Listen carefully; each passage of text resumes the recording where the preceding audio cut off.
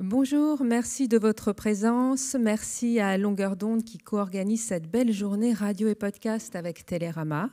Merci à la Maison de la Poésie qui nous accueille et merci à nos invités d'être venus nous parler de l'histoire, comme on en parle, comme on la raconte, comme on en témoigne dans les podcasts. Philippe Collin, vous avez lâché l'antenne où vous présentiez L'œil du tigre sur France Inter depuis 2015 pour vous consacrer pleinement au podcast où vous renouez avec votre passion de chercheur en produisant des séries historiques dont un premier récit sur la vie de Napoléon, puis Molière, Poutine, Cléopâtre et celui qui nous intéresse aujourd'hui, le podcast Le Fantôme de Pétain sur France Inter, une série en 10 épisodes très documentée. Vous publiez aussi un livre éponyme, une coédition France Inter et Flammarion. Alain Lefkovitch, vous êtes producteur pour France Inter et France Culture, auteur du documentaire audio La Rafle du Veldiv, un récit d'un crime français pour LSD, la série documentaire sur France Culture. C'est une parole puissante recueillie avant qu'elle ne s'éteigne avec l'aide du mémorial de la Shoah à l'occasion des 80 ans de la Rafle du Veldiv. Léa Weinstein, bonjour. Vous avez produit La Voix des témoins, une série de podcasts qui accompagnait l'exposition éponyme au Mémorial de la Shoah, dont vous étiez commissaire, où vous redonnez vie aux mots des détenus juifs morts à Auschwitz grâce à des archives exceptionnelles, dont un manuscrit. Enterrés à Auschwitz, témoignages bouleversants de leur quotidien dans les camps. Tout d'abord, une première question pour tous les trois. Dans vos séries, les récits bouleversants des témoins sont croisés à la parole des historiens et aux archives de l'époque. Certaines n'ont jamais été diffusées. Mettre l'histoire à la loupe dans un podcast, c'est un travail patient, méticuleux, déterminé. C'est un travail d'archéologue. Philippe Collin. Bonjour. D'archéologue, peut-être, puisqu'on va sonder en effet les strates de l'INA, mais c'est avant tout un travail d'historien, parce que l'archive sonore est une archive historique. Il faut parfois la restaurer, parfois elle est abîmée, notamment pour ces archives de 40 à 44, beaucoup n'ont jamais été diffusées. Elles sont encore en l'état, donc il faut passer du temps pour les écouter, il faut voir ce qu'on en sort. Et après, il faut toujours les contextualiser, comme une archive d'histoire. Donc en fait, je crois que c'est plutôt un vrai travail d'historien. Et d'ailleurs, je trouve que les historiens devraient s'emparer plus des archives sonores de l'INA, parce que ce sont des documents historiques. On a, concernant Philippe Pétain, par exemple, des heures et des heures d'enregistrement de ses déplacements en province. On y reviendra, je crois, tout à l'heure. Et ça donne une photographie saisie sur l'instant de ce qu'est la France en juin 41, par exemple. Et ce qui est assez intéressant, c'est qu'on tourne parfois 2-3 heures autour de Philippe Pétain, et il y a ce qui intéresse les historiens, c'est-à-dire les off. Le micro tourne, donc on enregistre plein de choses. Et on entend plein de choses. On entend par exemple les rapports que l'entourage de Pétain a au maréchal. On dit, tiens, ça c'est intéressant. Celui-ci lui parle comme ça. Qu'est-ce que ça veut dire? Vous voyez, on est dans l'archive historique. Et j'en ai parlé un peu aux historiens de la série. Et c'est vrai que depuis, notamment Bénédicte Vergès-Chaignon, qui est la biographe de Philippe Pétain, elle m'a fait une demande d'accès aux archives à l'INA, parce qu'elle veut y plonger, parce qu'elle a écouté ce qu'on lui a fait écouter. Elle s'est dit, waouh! Enfin, pour elle, c'était un champ d'action qui était assez inédit. Voilà.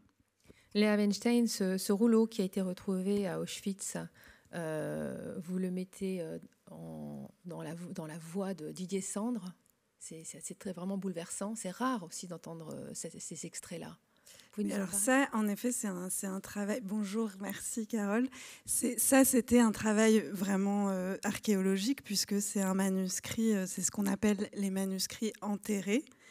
Et ce sont des manuscrits qui ont été retrouvés à l'ouverture des camps, qui avaient été enterrés par ces détenus juifs qu'on appelait les Sonderkommando. Donc c'est vraiment le cœur de la machine d'extermination, puisque ce sont les détenus qui étaient chargés de vider les chambres à gaz et qui, pour cette raison-là, et c'est d'ailleurs une chose que moi j'ai découverte en faisant cette série sur ce que c'est qu'un témoignage, en fait, c'est quand même, quand on parle de cette période-là, quand on parle des camps, un témoignage, c'est d'abord une mise en danger de celui qui témoigne.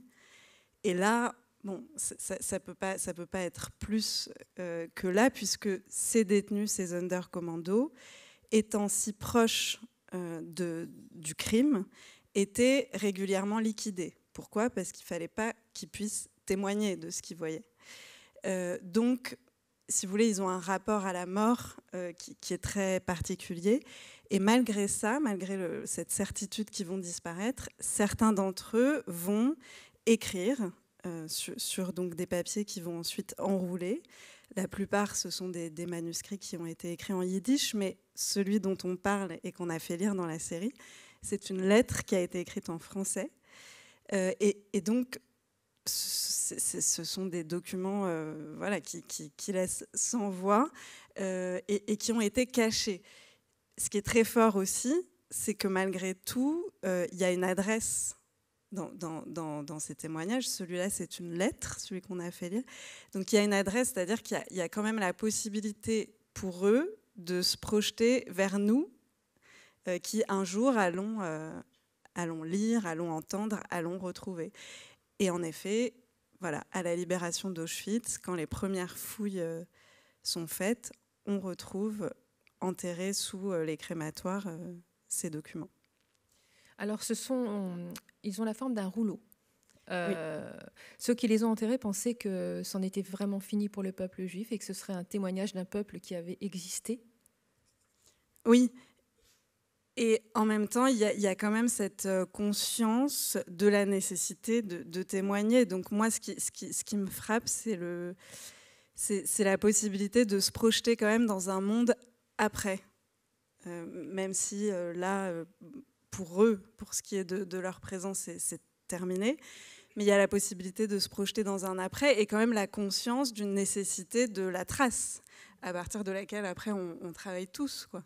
Donc ça, c'est très fort, oui. Alain Lefkovitch, il y a aussi les archives sonores des témoins, et on a de moins en moins, puisqu'aujourd'hui, ce sont les enfants qui témoignent, qui racontent. C'est ceux qui étaient enfants à cette époque. Alors effectivement, tous ces témoins qu'on entend dans cette série sont aujourd'hui des vieillards. Hein. Néanmoins, à l'époque où ils vivent cette rafle, ils sont des enfants. Alors c'est très compliqué parce que les détails sont très précis parfois. Ils racontent avec moult détails tout ce qui s'est passé minute après minute. Et en même temps, après avoir parlé de tous ces détails, de tout ce qui s'est passé dans les moindres... voilà. Ils vous disent, mais ça, ce ne sont que des impressions. Alors, on est confronté à la fois à des impressions, c'est très impressionniste aussi, comme témoignage, et en même temps, il y a tous ces détails. Alors, on est obligé d'essayer de faire des allers-retours entre qu'est-ce qui est de l'impression, qu'est-ce qui est vrai, qu'est-ce qui n'est pas vrai, et au fond, finalement, c'est pas très grave. Ce qui compte, c'est la parole et c'est cette envie de témoigner pour la postérité. Et effectivement, aujourd'hui, il y a une urgence puisque, comme vous le disiez, on a célébré le 80e anniversaire de la rafle. Tous ces gens qui ont vécu cette rafle sont nés entre 1924 et entre 1925 et 1935. Et donc, ces témoins, il n'y en a quasiment plus. Donc, on les recherche et il y a cette urgence de capter cette parole, en fait. Alain, c'était un jeudi, le premier jour des vacances scolaires, le 16 juillet 1942. Sous les ordres du régime de Vichy, la police française arrête à peu près plus de 13 000 juifs à Paris et en banlieue. 4 115 enfants, 2 916 femmes et 1 129 hommes sont parqués au Vélodrome d'hiver, rue Nélaton, dans le 15e, avant d'être déportés dans les camps de la mort à Auschwitz-Birkenau. Moins d'une centaine ont survécu. Aucun enfant arrêté ce jour-là à Paris n'est revenu en vie. Les derniers survivants et témoins racontent l'une des dates les plus sombres de l'histoire. 80 ans après, comme je le disais, c'est la parole de ceux qui étaient enfants ces années-là qui désormais nous parvient, et c'est troublant. La guerre vue par leurs yeux, c'est un nouvel angle de vue sur la Seconde Guerre mondiale. Il n'y a plus que les enfants pour en parler. Et je vous propose d'écouter le témoignage de Rachel Jedinak, qui avait 8 ans lors de la rafle du Veldiv. Je m'appelle Rachel Jedinak. Je suis une dame âgée.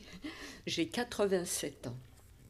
Ma mère a eu le vent de la rafle parce que la veille au soir, elle nous a cachés chez nos grands-parents paternels qui habitaient tout près de chez nous, à environ 50 mètres. Quand on n'a pas d'argent devant soi, où aller ? Ma mère n'a vu que ce seul moyen pour nous de nous cacher chez nos grands-parents paternels. Ne me posez pas la question pourquoi elle-même n'est pas restée chez mes grands-parents paternels. Je n'aurai jamais l'explication.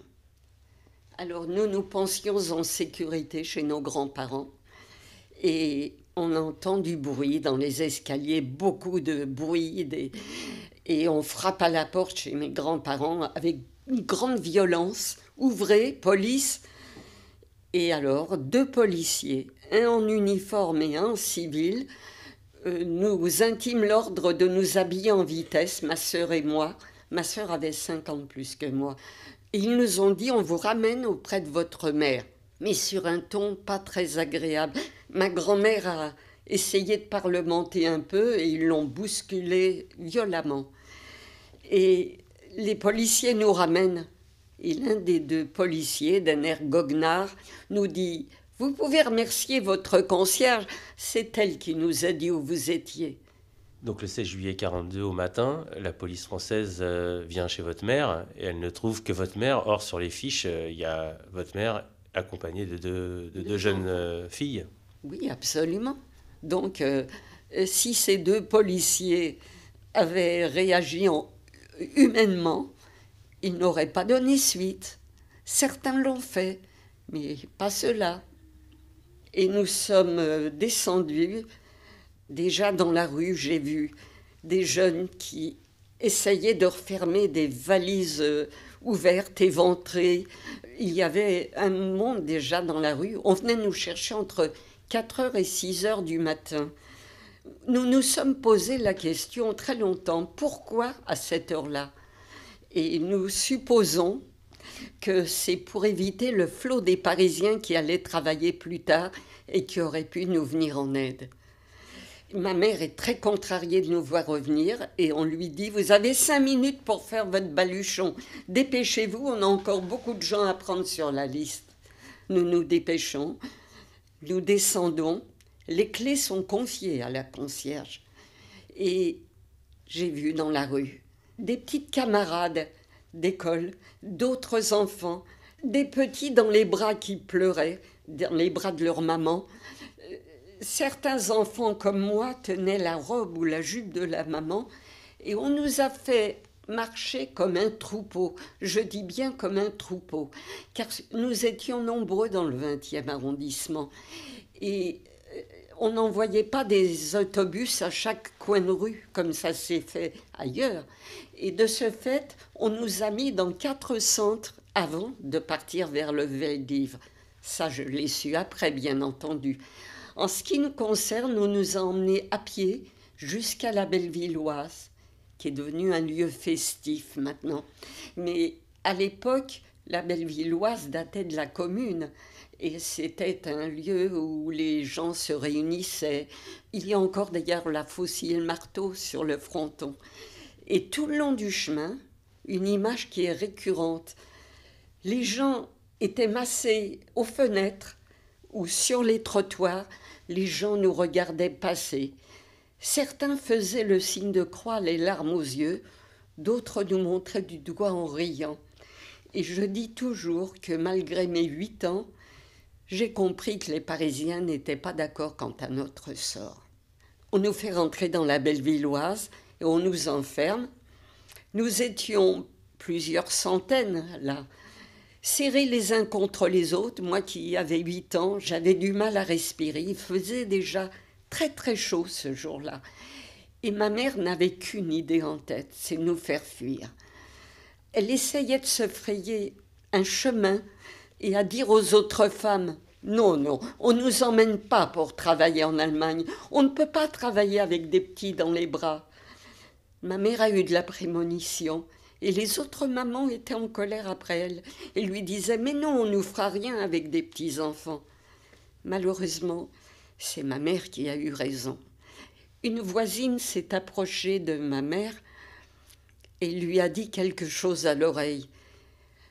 Elle a souri et elle s'est baissée vers moi et vers ma sœur et elle nous a dit « Vous allez aller près de l'issue de secours et essayer de sortir à tout prix. » Parce que cette voisine lui avait dit que sa fille de 14 ans, Léa, avait réussi à s'enfuir par l'issue de secours.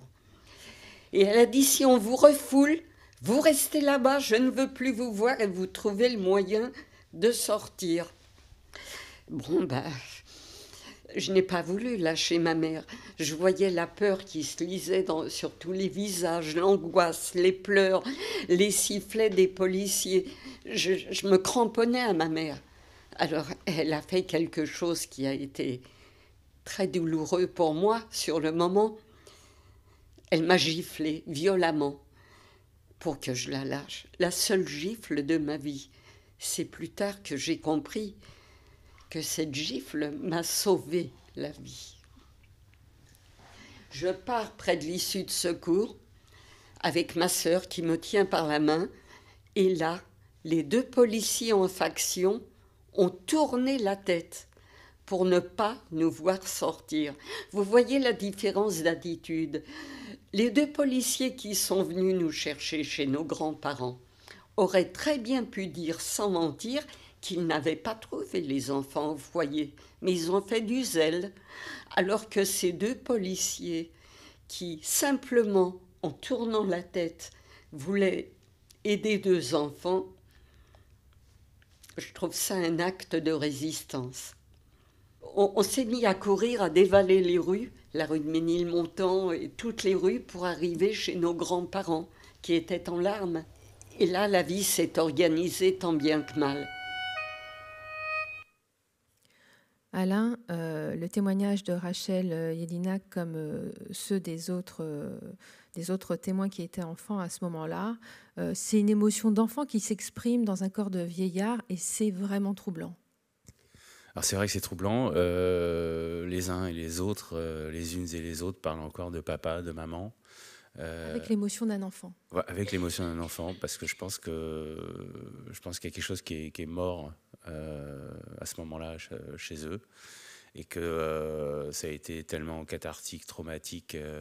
Je suis pas sûr que toutes ces blessures aient été soignées, parce que la parole était interdite après la guerre. Parce qu'il a fallu attendre les années 80-90 pour que les gens commencent à témoigner, à raconter ce que personne n'avait envie d'entendre. Après la guerre, il fallait oublier tout ça, il fallait manger le pain blanc, le riz blanc. Il n'y avait pas eu la collaboration, c'était la France résistante, et la France n'avait pas à rougir de ce qu'elle avait fait, et il fallait mettre ça sous le tapis. Donc c'est des gens qui n'ont pas parlé, qui sont restés avec leur traumatisme, avec leurs souvenirs. Et c'est vrai que c'est troublant d'entendre une femme âgée ou un homme âgé parler de papa, de maman, et de raconter avec les mots, parce que c'est assez naïf en même temps la façon dont elle raconte. Qu'elle a ressenti enfant. Et ils se remettent tous dans la peau de ces enfants qu'ils étaient à ce moment-là. Alors, pour vous, le journaliste, comment ça se déroule, ces échanges avec ces derniers survivants? La parole, elle est douloureuse, elle est nécessaire, on le sait, mais comment ça se passe, l'émotion? Comment vous prenez soin d'eux quand vous les interrogez? Alors, moi, je pose très peu de questions. Je laisse beaucoup les gens parler. Et puis, une fois que la parole s'épuise un petit peu, je repose souvent plein de fois les mêmes questions, parce que les réponses sont jamais les mêmes. Même mes questions ne sont pas les mêmes, mais même si les questions sont les mêmes, au fond, les réponses ne le sont pas. Et ça leur permet de revisiter encore une fois cette pensée, peut-être de l'exprimer autrement et de dire d'autres choses, d'aller plus profondément dans leurs souvenirs. Mais c'est vrai que c'est quand on a enregistré Rachel et les autres, il y a ce silence pesant, parce que la place du témoin, elle est fondamentale. Moi, quand je dis je pose pas de questions, c'est parce que j'y étais pas. Alors je laisse les gens se raconter. Et moi, j'aime bien ce principe de je me raconte et moi j'écoute. Alain, vos grands-parents aussi ont échappé à 2 reprises aux rafles, et aussi à chaque fois grâce à un policier. Alors oui, moi, ma famille, du côté paternel, donc le 16 juillet 42, ils ont été réveillés à 6h du matin. Et effectivement, un policier a dit « Je reviens dans 1 heure, vous cherchez le temps que vous fassiez vos bagages ». Et finalement, ça leur a permis de s'échapper. Mais comme ça a permis à plein de gens partout en France d'échapper à toutes ces rafles qui ont commencé en 1941, 75% des Juifs de France ont été des rescapés. On ne peut pas en dire autant des juifs belges, des juifs hollandais, des juifs russes, des juifs polonais. 95% sont morts en Hollande, 100% en Pologne. Ouais. Voilà. Et 75% des Français, des juifs de France, enfin des juifs présents en France, ont survécu à la collaboration et au régime du maréchal Pétain, grâce à tous ces petits gestes, grâce à eux-mêmes aussi, d'abord, parce que les Juifs se sont sauvés d'abord eux-mêmes, mais grâce à tous ces petits gestes de policiers, de concierges, de monsieur et madame tout le monde, qui ont, Rachel disait que le 16 juillet, elle voyait bien, elle sentait bien que les Parisiens n'étaient pas d'accord. Cette rafle fait basculer l'opinion publique en France. Pourquoi ? Parce qu'on peut être nazi, on peut être pétainiste, on peut être antisémite, mais s'attaquer à des femmes et des enfants, c'est pas possible. Alors effectivement, un certain nombre de gens ont basculé dans autre chose, tout en restant pétainistes, antisémites et attachés au régime de Vichy. Alain, on peut rappeler pourquoi autant de femmes et d'enfants se retrouvent à Veldiv et si peu d'hommes ?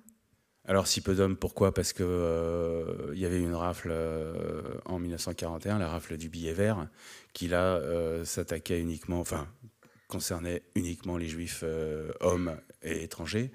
Et donc, quand on entend, puisque cette rafle devait avoir lieu le 13 et le 14 juillet 1942, sauf que même si la fête nationale avait été abolie, faire ça un 14 juillet, ça aurait pu avoir des conséquences que les organisateurs de cette rafle n'anticipaient pas, en tout cas, avaient peur de ces conséquences.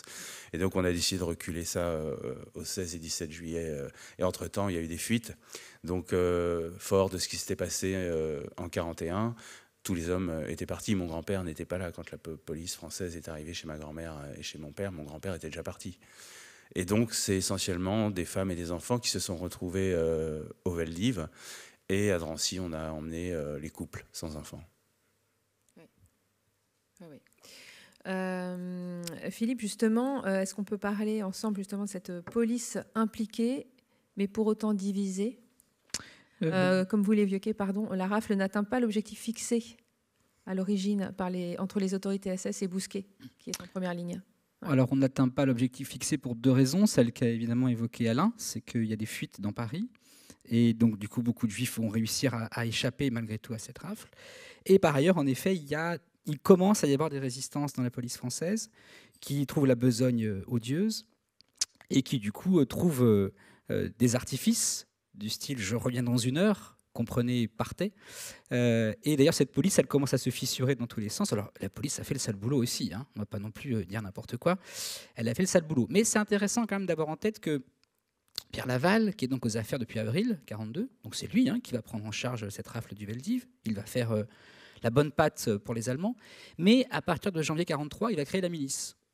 Et c'est intéressant de savoir qu'il crée la milice parce que dans la police française, il y a trop de fissures et il n'a plus assez confiance en sa police nationale. Et donc, il va créer une sorte de police paramilitaire, la milice, pour traquer les résistants, les juifs. Et c'est à eux qu'on va donner la charge de ces besognes. Mais c'est intéressant de voir qu'en effet, la France est complexe, y compris dans ces moments-là où il y a des tensions. Vous voyez, on parle que l'opinion se retourne en effet à l'été 1942. Mais dès août 1941, Philippe Pétain fait un grand discours à la Radio Vichy. Il dit « Je sens le vent mauvais ».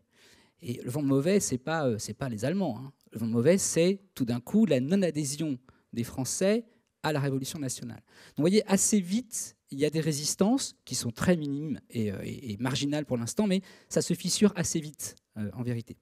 Mais j'aimerais dire un mot, si vous me le permettez, sur ce qu'on a écouté, l'archive d'Alain, parce que c'est extrêmement bouleversant et émouvant. Parce que le travail d'Alain vient enrichir l'historiographie de la Seconde Guerre mondiale. Cette dame qui a 87 ans, Rachel, elle n'a pas eu l'occasion de parler jusqu'en 2022, quelque part. Il a fallu attendre que les adultes disparaissent pour que les enfants, à leur tour, puissent s'exprimer. Et ça, c'est extrêmement riche parce que l'histoire, c'est une matière vivante, c'est une matière qui bouge. Et voilà que depuis 10-12 ans, les adultes, ayant quasiment tous disparu, les adultes de l'époque sous l'occupation, on va laisser entendre maintenant la voix des enfants. Et on n'a pas trop songé à ça avant. Vous voyez, Alain disait, les années 80, on commence à parler, les résistants commencent à parler, les collabos commencent à parler, on commence à parler. Mais qui parle ? Les adultes, avec leur point de vue d'adulte. Et soudain, au début du XXIe siècle, on entend les paroles des enfants. Et ça change beaucoup de choses. Voyez, c'est un témoignage extrêmement émouvant qu'on entend. Et toute la série d'Alain, on voit ça à travers des yeux de gamin. Voyez. Et ça, c'est quelque chose qui est inouï parce qu'on n'y a pas pensé avant. On ne s'est pas dit en 92, tiens, on va aller voir des gamins, qui étaient gamins en 42. Et donc c'est extrêmement riche parce que ça dit que l'histoire, elle est tout le temps mouvante et qu'il faut la contextualiser tout le temps. Et c'est, voilà, je trouve que c'est un travail qui est vraiment important qu'Alain a réalisé. En fait. Je vois, en réécoutant ce son, je me dis, mais quand même, il y a quelque chose là qui est extrêmement fort. Et ça, nous l'avons. Ça ne disparaît pas. On l'a capté. Voilà. Tout à fait. Qu'est-ce qui se cache derrière la France éternelle de Pétain, Philippe Collin? Alors, ça, c'est une vaste question. Ce qui se cache derrière la France éternelle, selon Philippe Pétain, c'est la France d'avant la Révolution française, pour faire vite. Travail, famille, patrie, c'est la réponse à la trilogie républicaine. Vous savez, au XIXe siècle, à la fin du XIXe siècle, la France a connu deux révolutions. La Révolution française, la révolution politique, l'éloquente, les idées de la liberté, l'égalité, et puis une révolution industrielle qui a amené notamment le capitalisme. Et à la fin du XIXe siècle, c'est extrêmement important, il y a une grande désespérance. On appelle ça la belle époque, mais c'est assez trompeur. Il y a beaucoup de souffrance, notamment chez les classes populaires. Il y a beaucoup d'inquiétude parce que ces deux révolutions, elles ont remis en cause les valeurs des sociétés traditionnelles, on va dire, l'ancien temps, l'ancien régime. Avant, il y avait un dieu, un roi et un ordre social établi. On ne changeait pas d'ordre d'ailleurs. C'était ad vitam, le tiers-état, la noblesse et le clergé. Or, les deux révolutions ont totalement déstructuré ces valeurs. Et en France, il y a des gens qui sont inquiets, des nostalgiques, et qui du coup vont apporter deux réponses, notamment le nationalisme, voilà, et puis de l'autre côté, le bolchevisme, le marxisme, pour répondre à ces fractures. Et il se trouve que Philippe Pétain va devenir le héros de cette France nationale, de cette France qui regrette les temps d'avant, ce fameux fantasme éternel de c'était mieux avant. Et en fait, Philippe Pétain, il incarne ça. Il incarne une France qui estime qu'il y a des bons Français et des mauvais Français. Et à qui la faute? À qui la faute de cette déstructuration? Évidemment, à l'ennemi intérieur, mais de l'extérieur, c'est-à-dire le juif, le franc-maçon, le communiste, etc. Et en vérité, quand on regarde l'occupation avec cette loupe-là, on voit bien que Vichy, c'est le ferment de la guerre civile. Ce qui se joue en France entre 40 et 44, c'est deux France qui s'affrontent depuis quasiment un siècle et demi, en vérité. Et Philippe Pétain porte ça en lui. Et d'ailleurs, il demeure encore aujourd'hui le seul moment où l'extrême droite a le pouvoir en France. C'est important de le dire, parce que, et dans quelles conditions?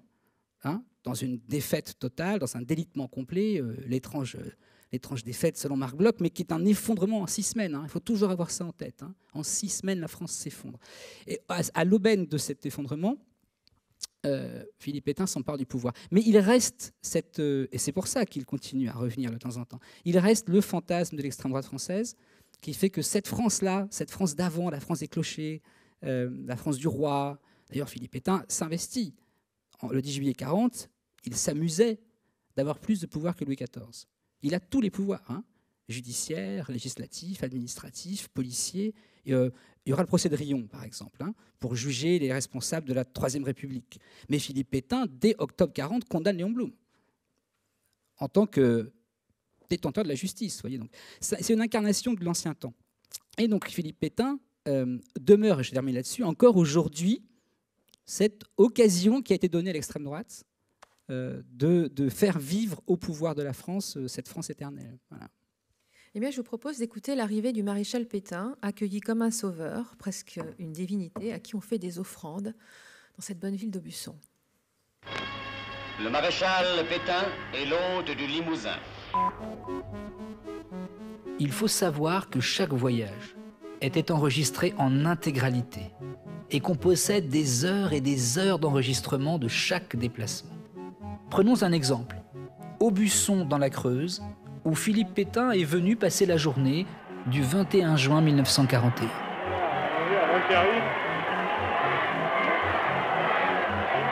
Lorsque le maréchal apparaît, une jeunesse en liesse l'ovationne. Jeunesse! Oh là là, pas du tout. On demande à la foule d'acclamer le sauveur. Jeunesse!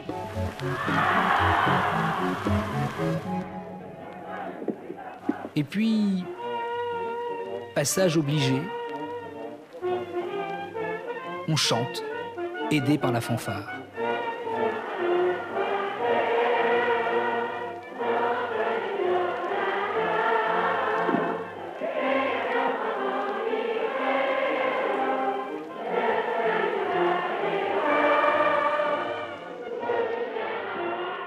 Aubusson, c'est une ville de tapissiers.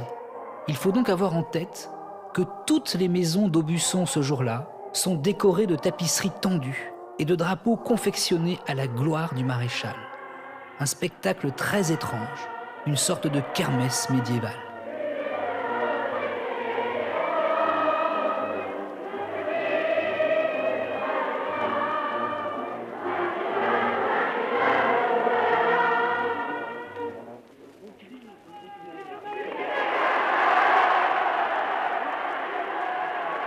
Ensuite, comme dans chaque ville, Philippe Pétain sourit et salue la foule. Place au discours de bienvenue. Monsieur le maréchal, vous voyez réunis en ce moment autour de vous, groupés dans un élan d'affection et de respect pour votre personne, la jeunesse de la Creuse. En ce jour solennel, nous faisons le serment de vous être fidèles et d'apporter chaque jour au relèvement de la patrie le tribut de notre labeur et de notre attachement.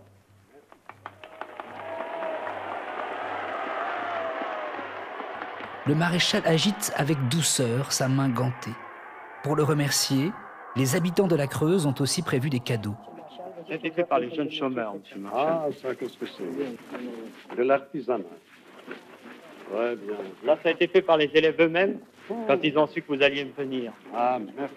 On lui offre même un mouton, Vous êtes le bon pasteur qui ramène la France égarée. puisqu'il est le bon pasteur. C'est bien, vous voyez, monsieur l'Amiral prétend que je pourrais l'emmener. Oui, monsieur le maréchal, vous avez un grand plaisir, monsieur le maréchal. Alors, je l'emmènerai, alors. Ce sont les louveteaux, monsieur le maréchal, je vous donne Ah, ça. des petits louveteaux. Vas-y. Monsieur le maréchal, notre cadeau ne saurait être digne de votre grandeur.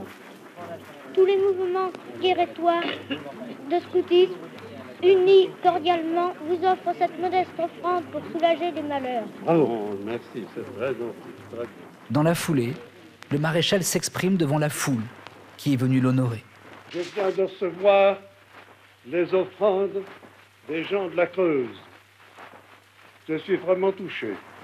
Il y a quoi? Un poulailler, il y a des œufs, il y a du jambon, il y a du beurre, il y a du fromage, de toute nature. J'ai l'intention d'envoyer une partie de ces offrandes à l'hôpital. Les donateurs ne m'en voudront pas, j'espère.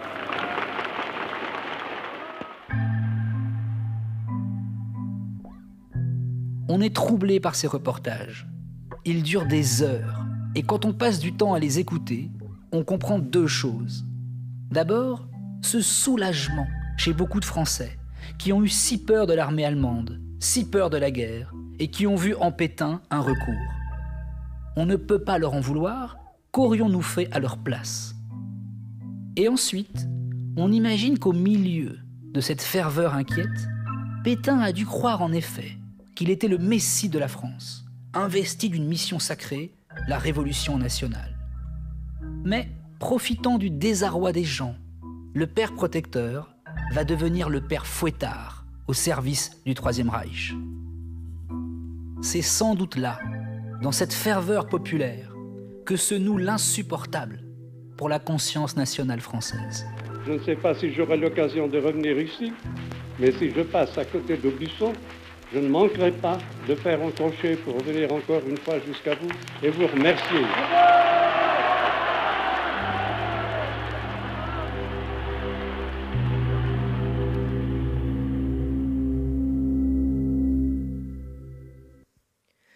Philippe Collin, Pétain fait un pacte faustien, on peut dire ça. C'est le soldat victorieux de Verdun que les hommes et les femmes d'Aubusson honorent aussi. Mais c'est quelqu'un qui va pactiser avec Hitler et ça va échapper à ce qu'ils avaient anticipé. Est-ce qu'on peut rappeler l'âge qu'avait le maréchal Pétain? Enfin, ils élisent quand même un grand-père. Oui, Philippe Pétain, quand il prend le pouvoir, il a 89 ans. Il faut quand même avoir ça en tête. 84 ans. 89 ans à la fin de la guerre. Vous voyez, je réécoute ce son avec vous et je me souviens du moment où on me l'a fait écouter. Il est remonté des archives, on m'a dit viens, on a un truc là. Il faut savoir que ça fait 2h15, hein, l'archive entière. Là, on a écouté 5 minutes, donc on en a fait un condensé. Et il y en a beaucoup, hein, des reportages comme ça. Pétain a beaucoup voyagé dans la zone non occupée entre fin 40, 41 et début 42. Il fait plein de villes de France comme ça. Comme le roi, hein, on revient à ce qu'on disait, c'est le roi médiéval. Hein, le roi rend visite à ses sujets. C'est le corps du roi qui est au milieu du corps social. C'est exactement ce qui se passe. Et donc, j'écoute ça au casque et je suis sidéré parce que j'entends la ferveur populaire, voyez. Et c'est extrêmement troublant parce qu'on se dit, mais c'est pas vrai. C'est-à-dire qu'en fait, tout d'un coup, on comprend quelque chose de la France en écoutant ce son. On a, nous, l'épaisseur du temps, on sait qui était le maréchal Pétain, ce qu'il a fait et ce qu'il n'a pas fait. Donc on a une vision assez juste. Mais en juin 41, on est plongé dans ce temps du passé et on se dit, d'accord, j'ai compris quelque chose. C'est quasiment la première fois où j'ai compris autant ce qui se passait finalement dans cette France qui avait eu très peur et qui avait encore la vision du sauveur, le plus humain de nos chefs, le vainqueur de Verdun, qui avait su protéger le sang des hommes en 16 et 17, notamment au moment des mutineries. Voyez, et donc, il se rejoue en 40 le retour du Messie, et ça va durer quelques mois quand même. Et quand on écoute ce reportage en entier, on est saisi un peu d'effroi, parce qu'on se dit, d'accord, lui a pu penser que, déjà, alors, il avait son objectif et son idéologie, mais les voyages donnent raison.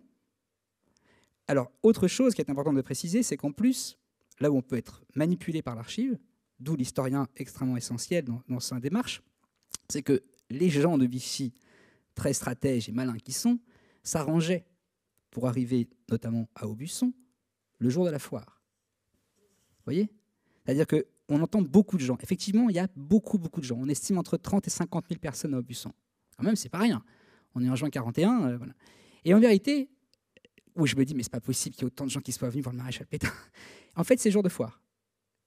Donc, c'est pas rien parce qu'ils savent très bien qu'ils vont enregistrer des sons, on va faire un montage pour les actualités du soir, où on va entendre ça. Mais voyez, donc il faut faire attention tout le temps à ce qu'on écoute et dans quel contexte on se trouve. Alors, il y a une ferveur qu'on entend, les louveteaux ont préparé les petits cadeaux pour le maréchal, il y a le mouton qui est offert, mais cette ferveur qui est là, elle est à la fois réelle, mais elle est aussi liée à la fois à une présence liée à une foire. Et la foire, c'est important parce qu'on vient chercher à manger, par exemple. Vous voyez, ce qui reste. Voilà.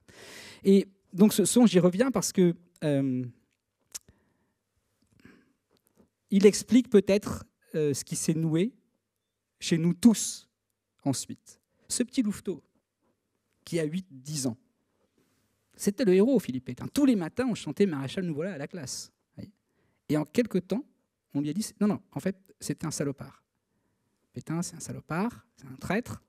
Il y a le général de Gaulle, la France, il faut oublier, on repart. » Vous voyez ce que ça crée? C'est-à-dire qu'en fait, comme on n'a pas eu le moment, et peut-être qu'il fallait le faire comme ça, j'en sais rien, mais on n'a pas eu ce moment d'explication en France dans les années 50, 60, 70, qui fait qu'aujourd'hui encore, je pense qu'on a un problème avec cette période, au fond, toujours aujourd'hui, parce que Philippe Pétain, vous savez, Stéphane Audouin-Rousseau, qui est un grand historien de la Première Guerre mondiale, dit que Philippe Pétain est un mythe, greffé lui-même sur un mythe qu'est la Première Guerre mondiale, et Audouin-Rousseau dit que finalement, le mythe fondateur en France au XXe siècle, c'est plus la Première Guerre mondiale que la Seconde Guerre mondiale. Et il dit, en fait, quelque part, il y a un truc étrange dans l'inconscient français, où Philippe Pétain surpasse toujours un peu le Philippe Pétain Première Guerre mondiale, Philippe Pétain Seconde Guerre mondiale. Et Audouin-Rousseau dit, quelque part, niché dans l'inconscient français, Philippe Pétain reste aussi un mythe. Voyez, et ça, c'est extrêmement compliqué de se dire ça. Enfin, c'est un peu anxiogène. Voyez, donc, oui, s'il était resté à la retraite, sagement, aujourd'hui, on aurait des écoles Pétain, des boulevards Pétain, bien sûr, des avenues Pétain. Bien sûr. Philippe Pétain, en 1914, il a 58 ans. Sa vie est faite. Il ne sera pas général, parce que l'état-major va refuser de lui donner le généralat. Et il va partir à la retraite à Villeneuve-Loubet, sur la Côte d'Azur. Ça y est, la procédure est enclenchée, il doit quitter l'armée. Une retraite bien méritée. Personne ne le connaît. La Première Guerre éclate, et nous sommes là ce matin à parler de Philippe Pétain. C'est un coup du destin. Philippe Pétain passe en quelques jours d'un parfait inconnu à une star mondiale. Star mondiale parce que Première Guerre mondiale. Verdun, la presse du monde entier est à Verdun. Et on appelle ici un jeune général, qui est devenu général au front, va tenir la ligne. Et tout d'un coup, une vie de frustration, une vie de colère, à ne pas être écouté, à avoir raison au fond de soi. Philippe Pétain a toujours su qu'il avait raison. On voit dans ses correspondances, dans ses lettres, il est frustré. Et tout d'un coup, hop, le destin lui offre ce qu'il attendait. Il ne lâchera plus jamais le manche. Voilà, plus jamais. Jusqu'à la fin. C'est-à-dire que les années 20, années 30 sont passionnantes à ausculter chez Philippe Pétain. C'est la vanité qui dirige sa vie. Vous voyez, c'est-à-dire que tout ce qu'il a attendu pendant 60 ans, il l'a enfin. Il est obsédé, par exemple, d'être élu à l'Académie française, puisque Joffre et Foch, qui sont les deux maréchaux avec lui de la Première Guerre mondiale, ont été élus à l'Académie française. Et il est furieux. Lui, il est à l'Académie des sciences morales et politiques. Ils lui ont trouvé une petite place. Il est furieux. Donc, toutes les années 20, il est obsédé par ça. Voyez. Donc, d'ailleurs, il va engager un capitaine, Charles de Gaulle, comme officier de plume, pour écrire des discours et des livres, pour entrer à la... Il va y arriver. 1929, Philippe Pétain est académicien. Et en fait, il est obsédé par ça. Et ça explique aussi pas mal de choses dans son espèce de fascination pour sa popularité, en 40, 41, 42, 43. Vous voyez, tous les jours, il demande au préfet, sous l'occupation, des rapports d'opinion publique. C'est extrêmement précieux pour l'historien. Pierre Laboubric, un grand historien, a travaillé beaucoup là-dessus. Il est obsédé par ça. Il veut savoir ce que les Français pensent de lui. Voilà. Et notamment, il est troublé, j'en reviens aux travaux d'Alain, c'est que l'étoile juive va poser un problème à Philippe Pétain. Pas pour des raisons qu'on croit. C'est qu'en vérité, dans les années 30, la France est majoritairement antisémite. C'est triste à dire, mais c'est la vérité. La France est profondément antisémite. Mais pour des raisons un peu étranges, d'un étranger qu'on ne connaît pas trop, d'un ennemi de l'intérieur, c'est le juif. Voyez. Mais l'étoile jaune va transformer le juif en un juif. Tout d'un coup, on voit dans la rue des gens qui portent une étoile infamante. Et ça, beaucoup de Français, au fil des semaines, ça les gêne beaucoup. Tout d'un coup, c'est plus le juif, c'est mon voisin que j'aime bien. Vous voyez ce que je veux dire ? C'est extrêmement différent. L'étoile jaune a eu cette vertu quelque part. Et dans les rapports de préfet d'opinion publique, ça remonte. Et on écrit, attention, l'étoile jaune, ça passe pas vraiment très bien. Quoi. Et Pétain, ça l'inquiète, vous voyez ? Mais pas parce que c'est infamant pour les Juifs. Il se dit, là, je vais être moins populaire quand même. Je fais un peu des blagues, vous voyez, quand je parle comme ça. Mais c'est vrai. C'est-à-dire qu'en fait, Philippe Pétain s'en inquiète beaucoup parce qu'il veut rester populaire. C'est toute sa vie, vous voyez, c'est toute son obsession, en vérité. Et c'est pour ça qu'il est parfois inconséquent. On peut se dire, il est sénile. Non, il n'est pas sénile. Il n'a jamais été sénile. Alzheimer, c'est un peu plus tard, plutôt 48, 49. Il est inconséquent. Il n'a pas compris qui est le nazisme, qui est Hitler. Ce qui l'obsède, c'est lui et sa France éternelle. Voilà. Et à partir de quand le vernis craque avec les Français ? Alors, évidemment, c'est une histoire très longue, parce que le vernis craque très vite avec une France qui est celle de Gaulle, puisque très vite, il y a une séparation dès le 18 juin 1940, évidemment. Et après, les premières résistances, qui sont plutôt des résistances, pas forcément de l'action, enfin, il y a des résistances... Le musée de l'homme, c'est dès 1941, donc voilà. Mais dans l'opinion publique, si on parle de ça, puisqu'on parle de la collectivité nationale, c'est l'été 1941. C'est-à-dire que la révolution nationale est en train de mise en place, notamment le retour à la terre, puisque la France, c'est la terre et les morts, Maurice Barrès. Ce ne sont pas les valeurs, ce ne sont pas la solidarité, ce ne sont pas l'égalité, la France. La France, c'est la terre et les morts.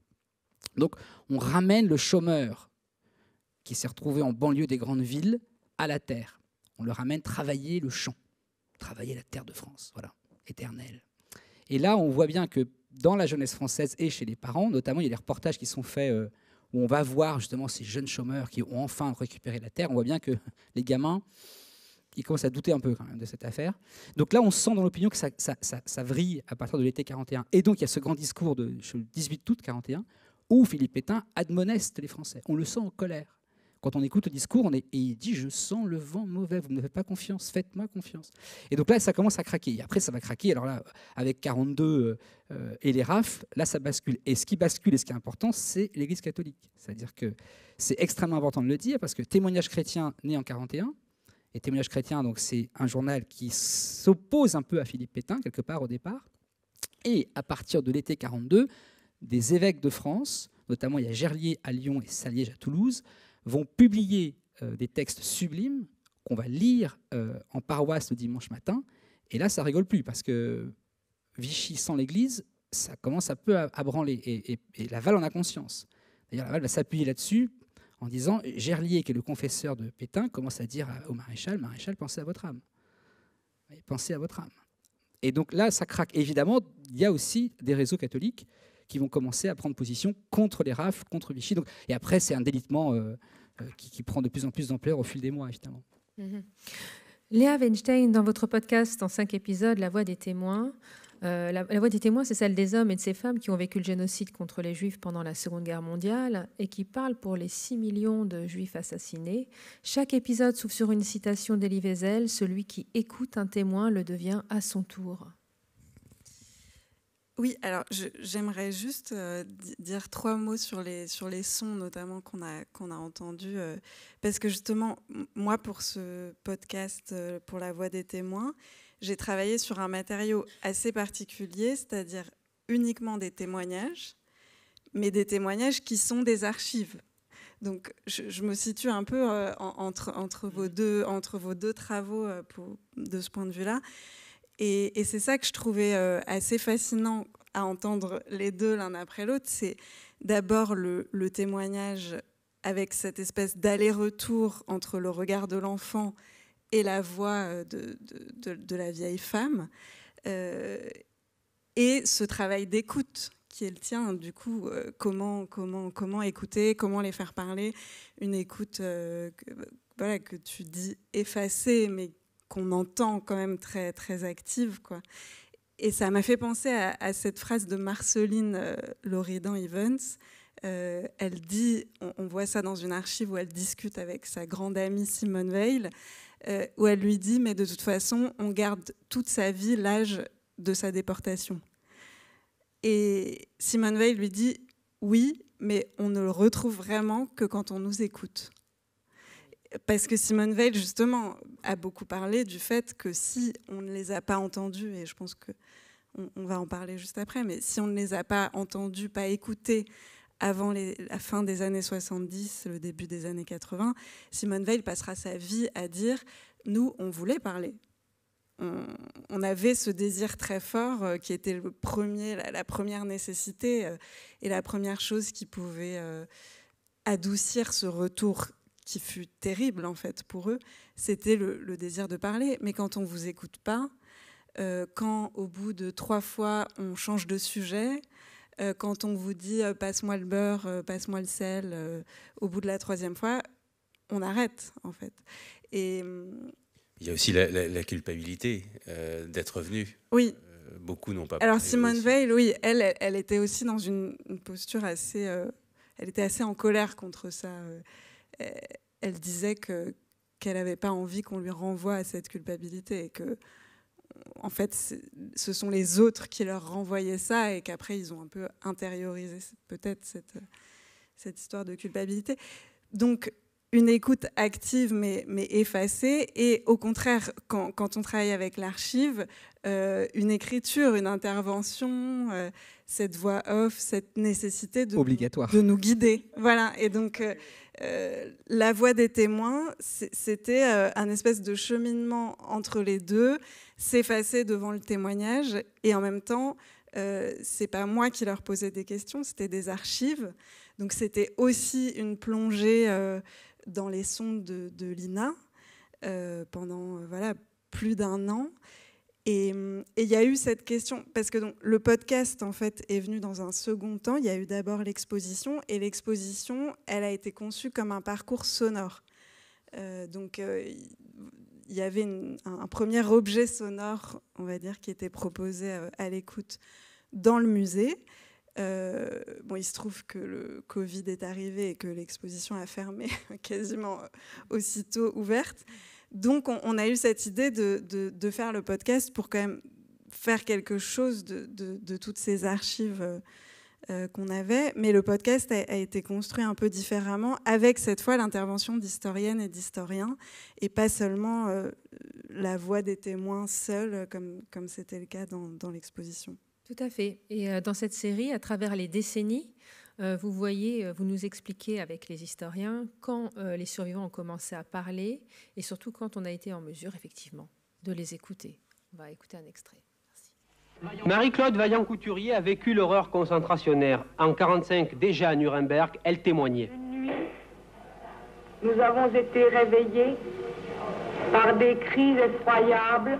Nous avons appris le lendemain matin par les hommes qui travaillaient au Sonderkommando, le commando des gaz, que la veille, n'ayant pas assez de gaz, ils avaient jeté les enfants vivants dans les fournaises. Alors, monsieur, si vous permettez, puisqu'enfin j'ai la parole, j'en viens directement au sujet. Robert Forisson sur France Inter, 1980. J'ai essayé de résumer en une phrase de 60 mots le résultat de mes recherches. Je vous préviens, elle ne m'est inspirée par aucune sympathie ou antipathie politique. Allez-y. Alors voici. Les prétendues chambres à gaz hitlériennes et le prétendu génocide des Juifs forment un seul et même mensonge historique qui a permis une gigantesque escroquerie politico-financière dont les principaux bénéficiaires sont l'État d'Israël et le sionisme international et dont les principales victimes sont le peuple allemand, mais non pas ses dirigeants, et le peuple palestinien tout entier. J'en ai terminé avec ma phrase de 60 mots. Vous êtes conscient qu'en disant cela, là, calmement, à ce Oui. micro, vous insultez beaucoup de monde. Je dirais même que vous faites mourir des gens 2 fois. Vous êtes conscient de ça. J'entends souvent dire cela. Ce qui m'intéresse, c'est la vérité. Alors l'émergence d'un Forisson dans l'espace public provoque, autant qu'on puisse en juger, bien sûr, plusieurs types de réactions. D'abord, une forme d'étonnement, pour ne pas dire de sidération. Je peux même personnellement, à l'époque, même si je savais que ces idées étaient depuis longtemps dans les milieux d'extrême droite, notamment depuis 1945, dans ce qu'on appelle le milieu des épurés, donc de ceux qui avaient été condamnés pour collaboration, les thèses elles-mêmes, leur caractère pseudo-scientifique, oui, étonne, vont créer une forme de surprise. Alors pour les témoins, alors ça c'est une hypothèse, c'est pas une hypothèse, c'est presque une certitude pour avoir quand même beaucoup parlé avec eux à l'époque. Ça constitue à la fois une souffrance énorme, c'est une seconde mort, on peut dire, en tous les cas une seconde souffrance de voir ainsi leur expérience niée, mais en même temps ça va constituer, je crois, un aiguillon. Un aiguillon, pourquoi? Parce que dès lors qu'on s'installe dans l'espace public, même si au départ c'est relativement isolé, une contestation aussi radicale de l'histoire, eh bien ça incite bien entendu les gens à parler. Et je pense que ça a joué, alors dans quelle mesure, de manière précise, je ne pourrais pas le dire, mais je suis certain, parce qu'il y a eu beaucoup de témoignages qui l'ont dit, beaucoup de témoins, beaucoup de survivants qui l'ont dit explicitement, cette négation de leur expérience les a incités à raconter leur expérience. Léa Weinstein, comme vous l'avez évoqué, de grands historiens spécialistes de la Shoah, dont Annette Biervorka, analysent comment la parole a fait son chemin dans le discours public entre culpabilité, désir de justice et lutte contre le négationnisme. Oui, donc là, c'est Henri Rousseau qu'on entend dans cet épisode qui est justement, qui porte justement sur les années 80 et 90. Et donc, on essaye à chaque fois d'essayer de questionner à la fois la parole des témoins, comment est-ce qu'à ce moment-là, elle existe dans les archives de l'INA, justement, qu'est-ce qu'on trouve, qui on entend, dans quelles émissions, et comment elle est écoutée, comment elle est perçue, comment elle va s'inscrire dans le contexte politique.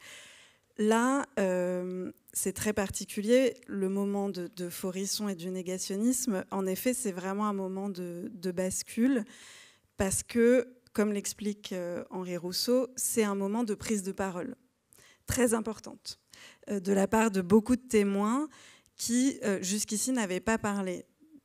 Pourquoi? Alors ça, c'est ce qu'on explique dans les épisodes précédents. Il y a plein de raisons, mais beaucoup vont prendre la parole à ce moment-là, dans un contexte de réponse et de démonstration. Donc c'est une parole très particulière.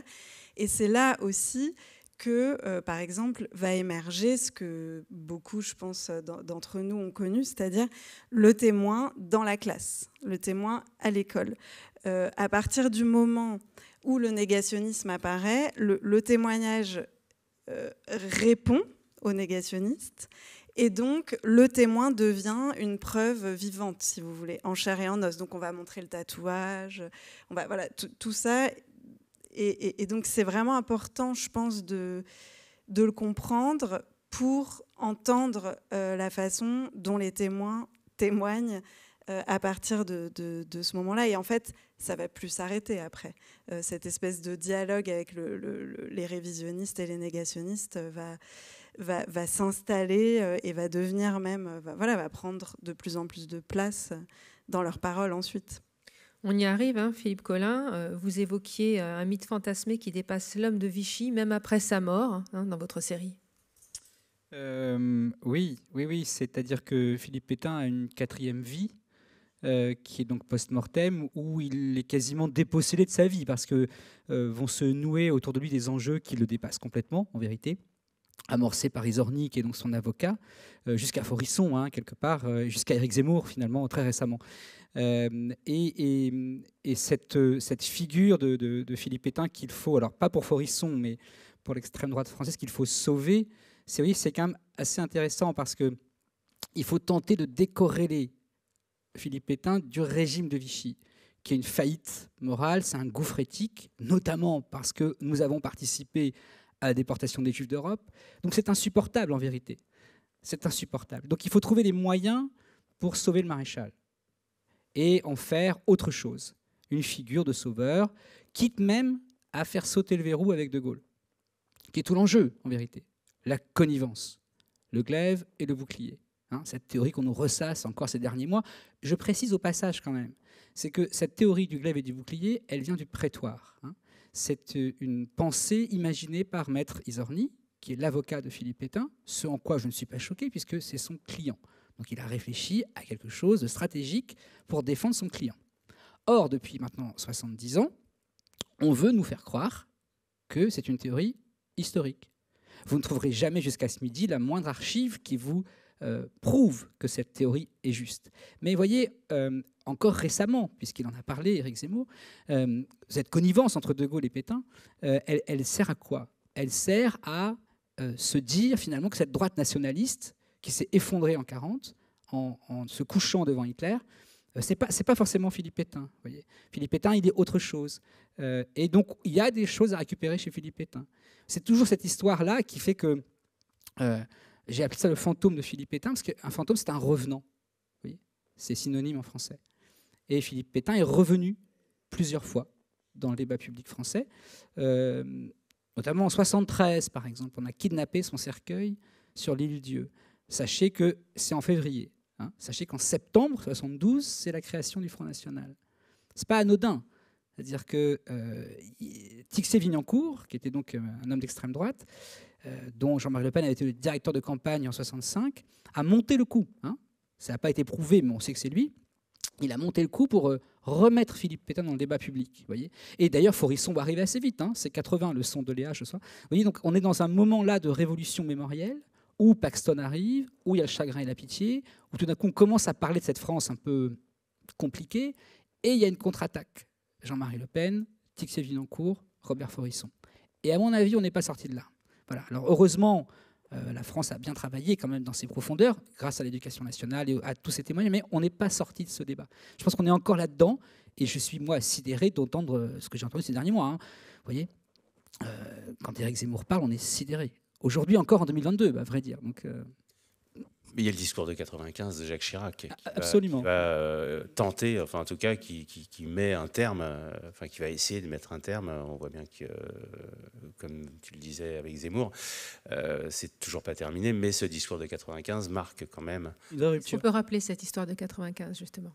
En fait, 1995, Jacques Chirac, lors de la journée du souvenir, donc le 16 juillet 1995, va reconnaître les responsabilités de la France dans la déportation, dans l'arrestation, la déportation et l'extermination des Juifs d'Europe. en disant que ce jour-là, le 16 juillet 1942, la France avait commis l'irréparable. Ce qui a fait hurler une bonne partie de la droite. Ce en quoi... alors, on était étonné d'entendre Jacques Chirac, parce qu'on s'attendait à ce que Mitterrand le fasse. Mais Mitterrand, pour lui, on se souvient de cette interview avec Paul Amar dans les jardins de l'Élysée, où finalement Mitterrand dit que l'État français n'existe pas. Enfin, bon, bref, que tout va bien, les moutons sont bien gardés. Ce en quoi il est sur une position plutôt gaulliste. Chirac, lui, va être plutôt sur une position... il va rompre avec cette position-là en disant, voilà, la France a commis l'irréparable. Et donc, ce jour-là, c'est un jour assez historique, parce que pour la première fois, la France, on parle de la France, on parle des institutions françaises, on parle de notre histoire. Eh bien oui, on a fait ça. Oui, on a commis l'irréparable. Et Philippe Collin, vous dites aussi dans votre série, le destin de Pétain pose la question à chacun d'entre nous, qui suis-je en tant que citoyen français ? En fait, j'ai pas voulu faire cette série pour poser la question de qu'est-ce que moi j'aurais fait en juin 40, août 42. On s'est tous posé la question, personne n'a la réponse. À peu près clair. Donc je me suis dit, c'est pas ça que je veux faire. Je vais essayer en 10 heures de finir par poser la question à chacun d'entre nous aujourd'hui, citoyennes, citoyens français, qui je suis face à l'héritage de Philippe Pétain. Comment je m'inscris dans ce qu'il incarne, dans ce qu'il représente, dans son idéologie. Comment est-ce que moi j'absorbe ça et je suis l'héritier de ça. Nous sommes tous les trois la génération pivot, par exemple. Nous avons tous connu, nous quatre d'ailleurs, nous avons tous connu des gens qui ont connu cette période. Et nous serons cette génération qui va transmettre à la génération suivante qui n'aura connu personne. Et donc c'est extrêmement important. Et donc ce qu'on entend dans le travail d'Alain ou de Léa, c'est ces témoins qui sont extrêmement essentiels parce que nous avons la responsabilité de ça.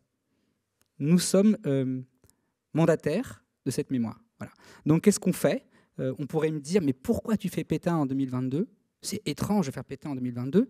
J'ai la petite prétention de penser que c'est l'utilité publique. Voilà, de me dire, je vais transmettre quelque chose pour expliquer aux gens ce que c'est aussi notre histoire et comment est-ce qu'on se positionne chacun et chacune face à ce nœud de l'histoire de France. Parce que c'est vraiment un nœud en fait compliqué qui n'est pas complètement dénoué à mon avis. Et on voit un peu ce qui se passe dans le monde dans lequel on vit aujourd'hui. Hein. C'est le retour de la France éternelle. Hein. Donc il faut y penser à ça. Voilà. D'ailleurs, dans les nombreuses rencontres que vous faites, vous êtes régulièrement apostrophé par des néo-pétainistes. C'est quand même fou. Oui, j'ai beaucoup tourné en région, comme on dit aujourd'hui, dans les librairies de province.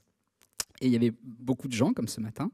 Et systématiquement, enfin pas systématiquement, c'est pas vrai, mais très régulièrement, j'ai affaire à des nostalgiques, donc des gens plutôt très âgés, mais qui étaient enfants. Oui, c'est vraiment intéressant.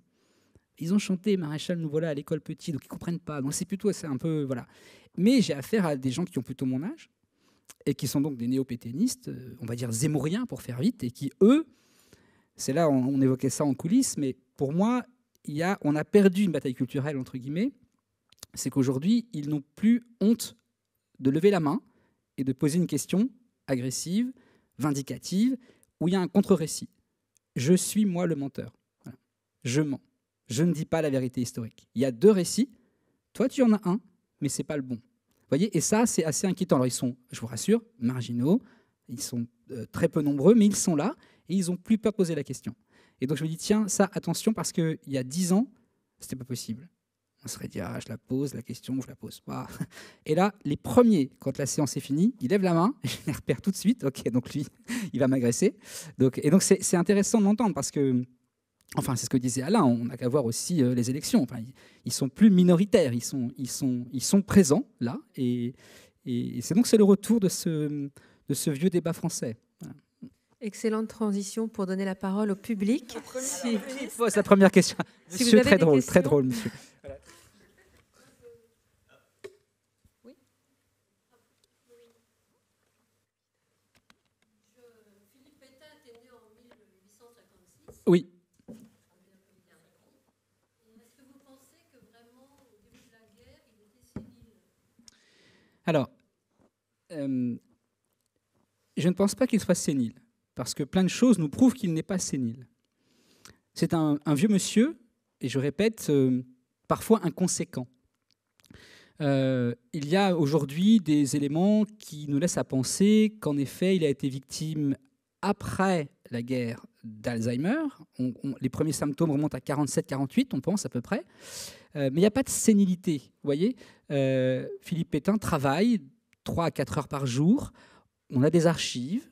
Vous savez, en octobre 1940, le 4 octobre 1940, le régime de Vichy va promulguer le premier statut des Juifs.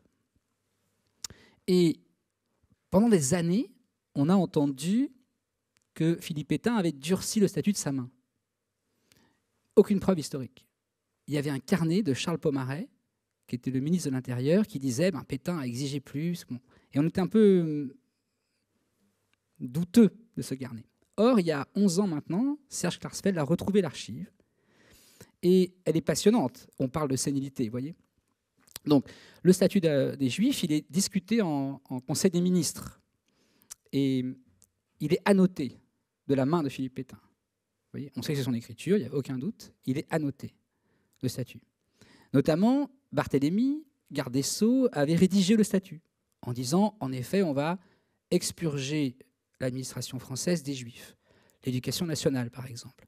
Alors, on va décider que les recteurs d'académie, les proviseurs, disons les hiérarchies, vont être expurgés. Et Pétain dit non, je ne veux plus un seul juif dans l'éducation nationale. Parce que, donc il annote, et c'est ce qui va se passer. C'est pareil pour la magistrature, c'est pareil, vous voyez, c'est pareil pour la police, c'est partout pareil. Et on voit le statut et on se dit, en tout cas, en octobre 40, on voit bien qu'il sait ce qu'il est en train de faire.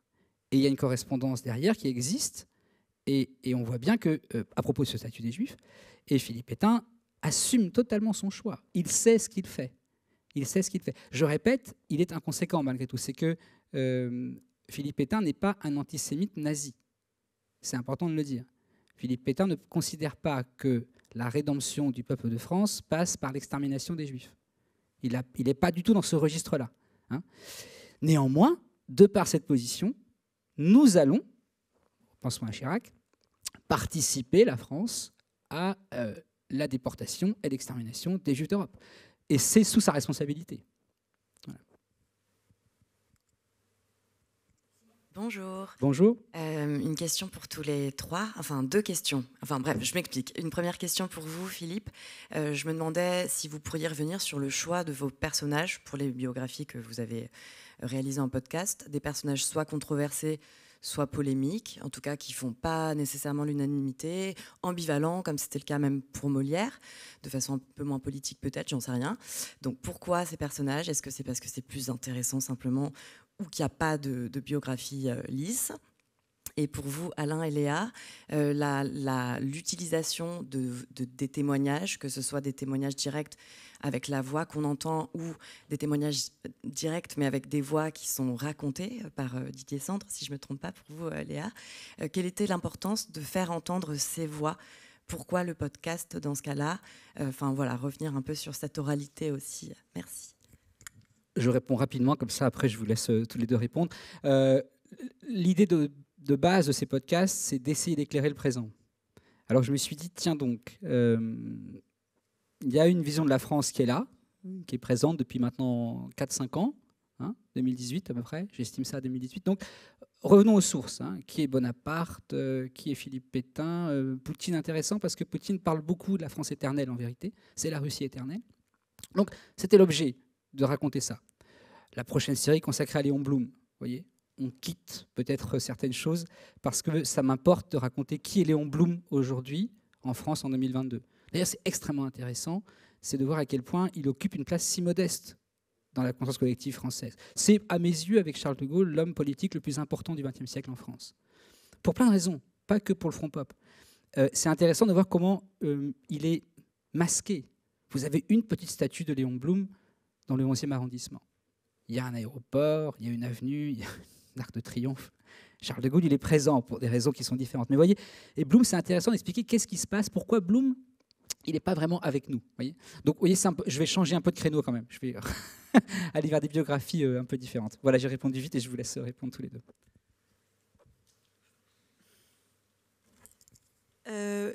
Sur la voix, oui, sur pourquoi le son, pourquoi la voix, c'est une question qui peut se poser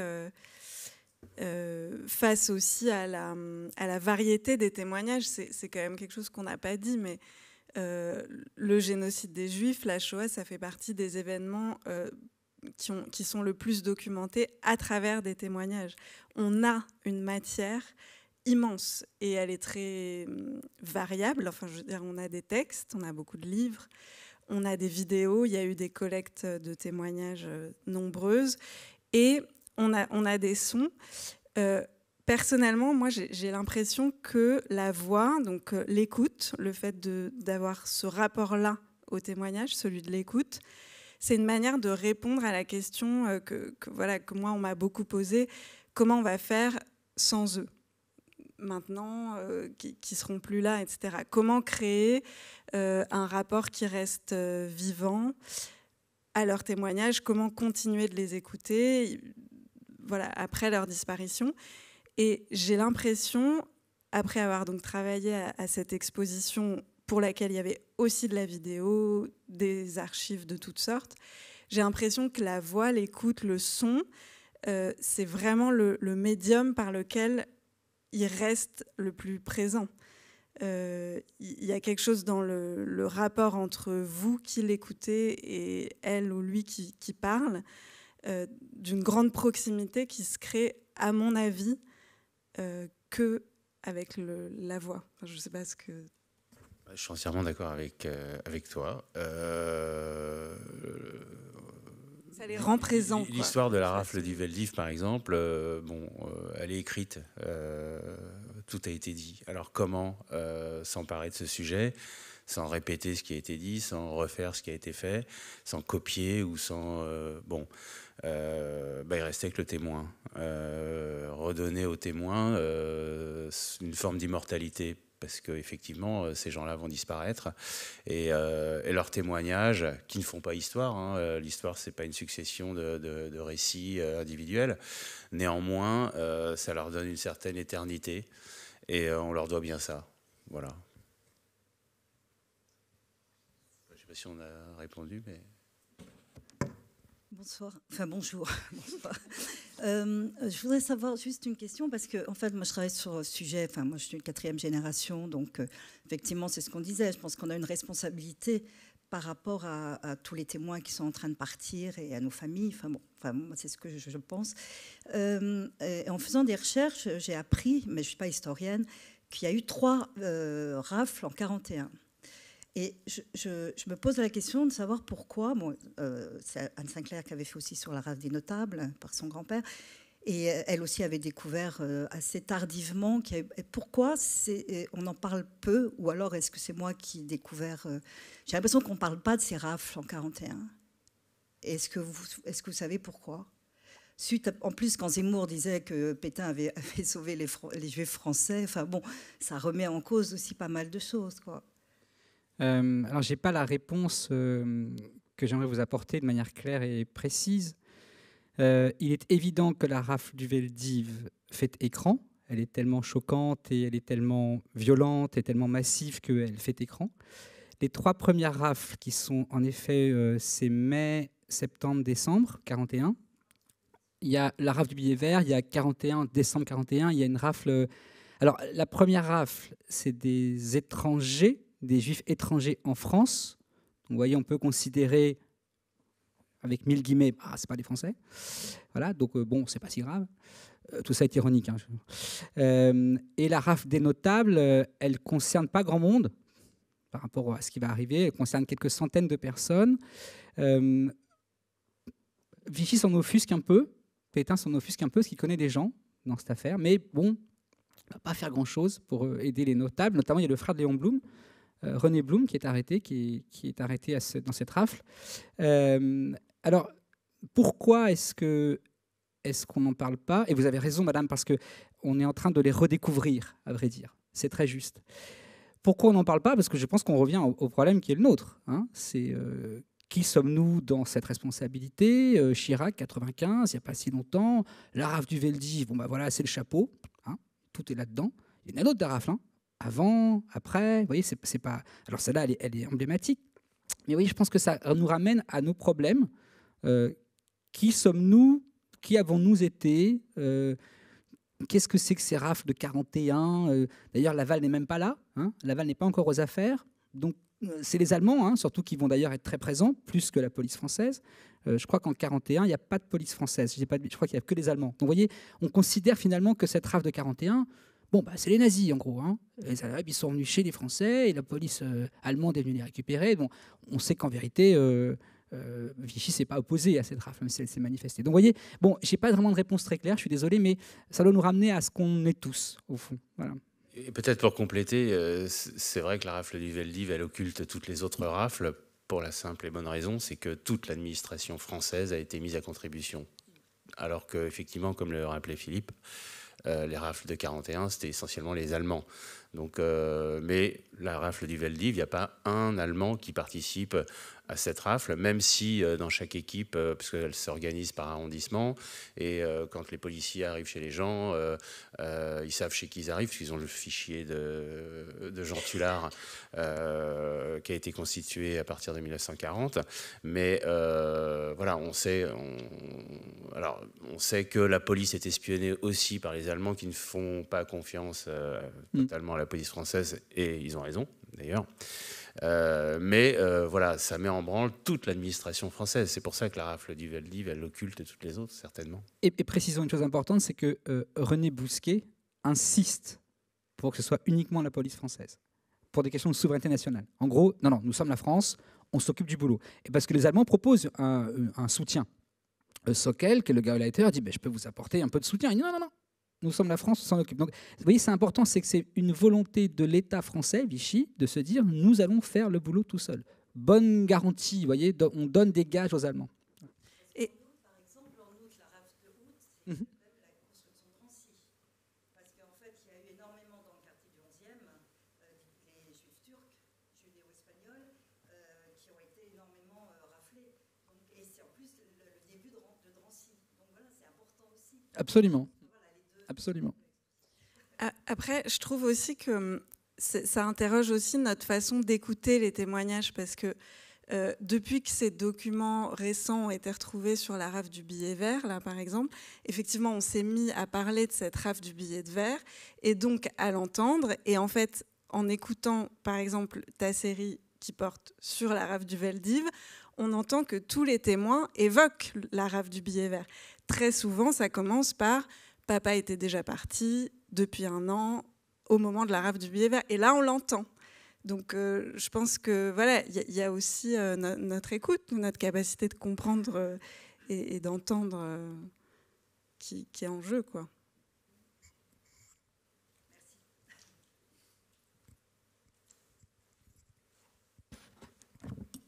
Bonjour. Je voudrais parler radio. Je voudrais parler son, musique, mise en onde, et notamment de la réalisation de vos podcasts, et notamment les vôtres, Philippe. Je pense que sans la mise en onde de votre réalisatrice, les récits ne seraient pas les mêmes. Et je me pose aujourd'hui la question de qui est l'auteur des podcasts. Et il serait peut-être temps de, enfin en tout cas c'est mon opinion, de considérer les réalisateurs comme les auteurs aujourd'hui, comme des auteurs à part entière, comme co-auteurs des podcasts. Et je me demande si, et là je vais peut-être parler histoire de la radio, on n'est pas à un moment de bascule où il faudrait, grâce au podcast qui nécessite une mise en onde, et on l'a entendu, hein, la mise en onde formidable de Pétain, avec ses musiques, ses archives, ses voix qui s'entremêlent, avec le rythme qui est donné par la réalisation et la découpe, c'est absolument magnifique. Et je me demande si on n'est pas à un moment de bascule dans l'histoire de la radio, où les réalisateurs, les metteurs en onde, seraient enfin considérés comme des réalisateurs à part entière, comme le sont les producteurs. Alors, je vais être très clair avec vous, je considère que Violaine Ballet coproduit avec moi tous les podcasts. C'est une évidence. On fait tout à deux, c'est-à-dire qu'elle est extrêmement essentielle dans le projet. On s'est rencontrés il y a seulement 2 ans, et c'est une sorte de rencontre professionnelle. Et j'assume complètement ce que vous dites. J'ai aucun problème. Vous voyez, quand je la présente comme coproductrice, pas comme réalisatrice ou je ne sais pas quoi. Quand on est tous les deux, je dis voilà, c'est coproductrice. Parce que, évidemment, elle y passe autant de temps que moi. Elle apporte des choses que je n'ai pas. Elle apporte son savoir-faire, son orfèvrerie du son. Et je trouve ça complètement normal. Quant à la bascule, j'espère que vous avez raison, mais c'est pas gagné. Parce qu'en fait, vous savez, pour l'instant, on est confronté, si on parle de radio, à, pas pour Radio France, parce que Radio France, ça reste différent, mais on est confronté à alimenter des plateformes. Et pour l'instant, ce qui compte, c'est la bannière. Donc même en tant qu'auteur, on a du mal à exister. C'est-à-dire qu'aujourd'hui, c'est le fantôme de Philippe Pétain par France Inter. Alors, ce n'est pas eux le problème, parce qu'eux, ils mettent dans la jaquette, ils communiquent, ou c'est la rave du Veldiv par France Culture. Voyez. Donc, et ça, c'est compliqué pour nous. Donc, il y a une bascule. Et vous dites enfin peut-être que les metteurs en ondes, j'espère, mais c'est un débat qui va plus loin que ça. C'est qu'aujourd'hui, vous voyez, on dit t'as vu The Crown sur Netflix? C'est la série Netflix. Qui est l'auteur de Netflix? Qui est l'auteur de The Crown? Personne ne sait qui c'est. Vous voyez, d'un coup, c'est devenu un truc... c'est la série de Netflix sur Elisabeth II. Quoi, voilà. Et on n'a pas l'auteur, on n'a pas le réalisateur. Et donc, on se bat un peu pour ça aujourd'hui. Donc, vous voyez, il dépasse même le cadre du metteur en ondes. C'est qui a signé nos 3 séries. Voilà. Et je pense qu'il faut qu'on se batte pour ça parce que Spotify, Amazon, etc., ils n'en ont rien à quart de ça. Ce qui compte, c'est la livraison de l'objet. Voilà. Alors sur cette dernière partie, je suis entièrement d'accord. Et sur la première également, effectivement, c'est un travail d'équipe. Et sans ces réalisateurs et ces réalisatrices, effectivement, le résultat ne serait pas le même. Alors, chacun a un rôle bien particulier. Le nôtre, sans doute, c'est un travail d'écriture, de recherche des personnages, de recherche de situations, essayer de faire sortir l'auditeur un peu du studio. Et puis, effectivement, le résultat final se fait grâce à la magie et au savoir-faire de tous ces réalisateurs et toutes ces réalisatrices sans qui il n'y aurait pas de radio, effectivement. Là-dessus, on est entièrement d'accord. Et c'est un vrai travail d'équipe et avec des compétences extraordinaires que moi, j'ai pas, par exemple, mais que les réalisateurs et les réalisatrices avec qui je travaille ont. Et c'est un vrai travail d'équipe. C'est une aventure humaine aussi. On va passer plusieurs semaines ensemble, enfermés dans ce qu'on appelle une cellule de montage, où on va se raconter, on va raconter sa vie. C'est des choses très intenses, très intimes. Puis on va pas se voir pendant des mois, et puis quand on va se retrouver sur un autre projet, c'est comme si on s'était jamais quitté au fond, parce qu'on se connaît finalement. Et si on veut travailler avec un tel plutôt qu'avec un tel sur tel projet plutôt qu'un autre projet, c'est aussi parce que y a des sensibilités, parce que voilà, moi je pars du principe que un bon documentaire, c'est une belle aventure radio. Un bon documentaire, c'est une belle aventure humaine. Et alors, qui est votre réalisateur ou votre réalisatrice? Comment? Qui est votre réalisateur? Là, sur la série Veldiv, c'est Séverine Cassard, qui est une excellente réalisatrice de France Culture, avec qui j'ai eu l'occasion de travailler souvent depuis ces 20 dernières années. Et je savais que sur des sujets comme le Veldiv, Séverine serait la meilleure. Et voilà, et je suis ravi du résultat. Et voilà. Je vous remercie. Pardon, j'ajoute simplement, moi aussi, je rends hommage à mon réalisateur qui est là, que je vois en plus. J'ajoute simplement que rendre hommage à leurs compétences et peut-être d'autant plus quand on travaille sur cette matière-là dont on a parlé avec vous ce matin. Il y a quelque chose de particulier qui s'ajoute quand on travaille sur ces sujets-là, à la fois dans l'intensité de ce qu'on partage, parce que c'est pas rien de passer des semaines à écouter ça, et aussi dans leur travail, parce que ce sont des archives impressionnantes, et donc aller vraiment mettre les mains dedans, monter, couper, choisir, je pense que c'est très difficile, donc c'est vrai qu'il faut leur rendre hommage. Merci, c'est la fin de notre rencontre. Merci de nous avoir écoutés, merci d'être venu parler de votre série. Merci.